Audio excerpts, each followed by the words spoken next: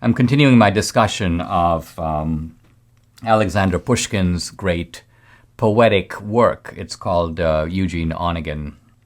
And yesterday I talked about the plot, which revolves around Onegin, this sort of interesting and sensitive, but also roguish character, somewhat drawn on Pushkin himself, who meets a young woman, shy, but also beautiful and sensitive and refined. Her name is Tatiana. She falls in love with him and confesses her love of him, but he claims to be a man of the world, not too good for her, but too bad for her. He says, you have no idea the kind of life I've lived. I would make a horrible husband. So he sort of rejects her offer of love and humiliates her in the process. That's where my plot sort of left off. So I'm picking it up today from that point. So we have to fast forward now to much later in the novel. There are very interesting developments in the middle, which I'll actually talk about tomorrow. But I want to move to the end of the novel where essentially Onegin has left that rural area. He has moved all over the place. In fact, he left to, by and large, get away from a duel. And toward the end of the novel, he returns. But he doesn't return to the rural estates. He returns to St. Petersburg. And Pushkin draws a marvelous contrast between the warmth of the Russian countryside. This is where Onegin had met Tatiana. And the kind of cold formality of St. Petersburg, which is defined by its aristocratic class, its manners that are very European in style. And so what does Onegin do when he gets to St. Petersburg? He does what sort of landed gentry do. He goes to a ball. And he's at this ball, and he's talking to a friend of his, who is a Russian general, a general in the Tsar's army, when his head turns and he sees in the distance, across the hall, if you will, Tatiana, the very same woman. But he had encountered her in the country, and here she is in the city. And not only is she in the city, but she's dressed in a kind of regal outfit. She's not royalty by any means, but nevertheless, she is one of the, you may say, aristocratic dames, one of the grand dames of St. Petersburg. They're called the Petersburganka. And so she has undergone this kind of transformation from rural simplicity to sophistication. And so Onegin asks the Russian general, he goes, who is that lady? And that guy goes, Onegin, you've been away for a while, clearly. That lady is my wife. I married Tatiana. And Onegin is like shocked. He can't believe it, and so he begins to mutter. He's like, "Well, he's like, could you reintroduce us? I actually know her. We used to live next door in the old days." So the general goes, "Of course, follow me." And so Onegin goes up to Tatiana, and he's trembling, but she greets him with unbelievable serenity and coldness.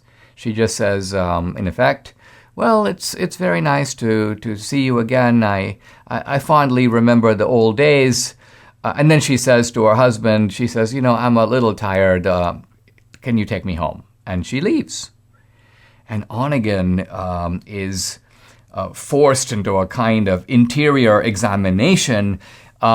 He is kind of shocked. Part of his reason for rejecting Tatiana in the old days is he thought of her as a country girl, and he's a man of the city, and he's been everywhere. But here she is, a lady in the kind of inner precincts of aristocratic Petersburg.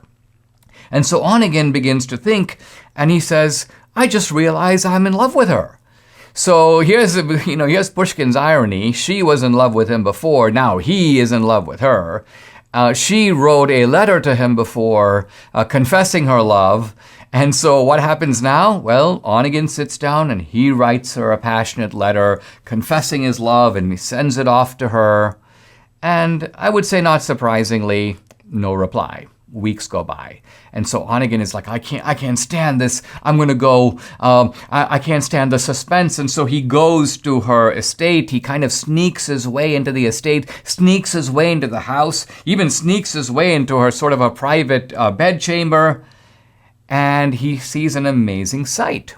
he sees Tatiana right there sitting, and she's shedding tears, and sitting right in front of her, or laying right in front of her, is her letter, is his letter. And so he bursts in, and he confesses his love to her. He says, "Oh, I see you have my letter."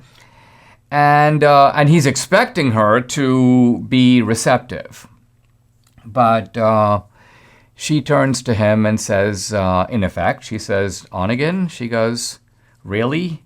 She goes, "Now? You're here? You're doing this to me? You're sending me this letter?" She goes, "Why? What are you trying to accomplish here?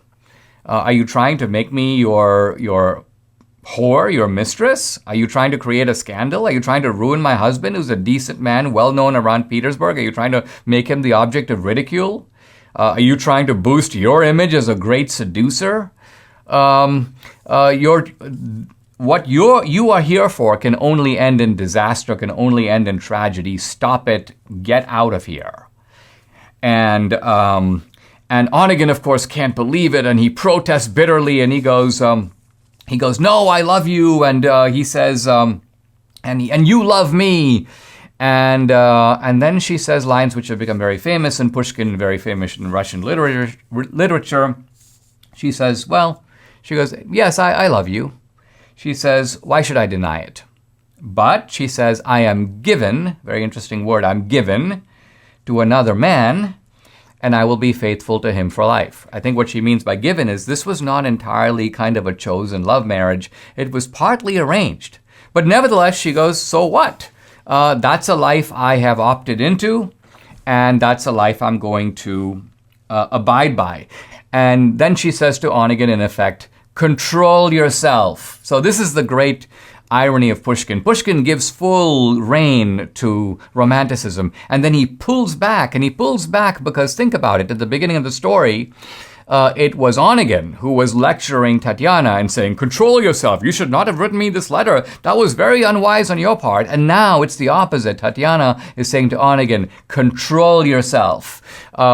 What you're trying to do now is ridiculous, and it can't happen." She's giving him exactly the same advice. And then, in an ultimate move of Pushkin irony, the husband enters the room. Now, you might expect Pushkin to go into it, but this is Pushkin's ironic ending for the story. He basically goes, "And now, dear reader, now that the husband has entered the room and things are going to get really exciting," he goes, "I'm going to be bidding you farewell. I'm going to be bidding you farewell. I'm going to be bidding Eugene Onegin farewell. I really hope that you've enjoyed this tale. I hope you've gotten some good laughs out of it."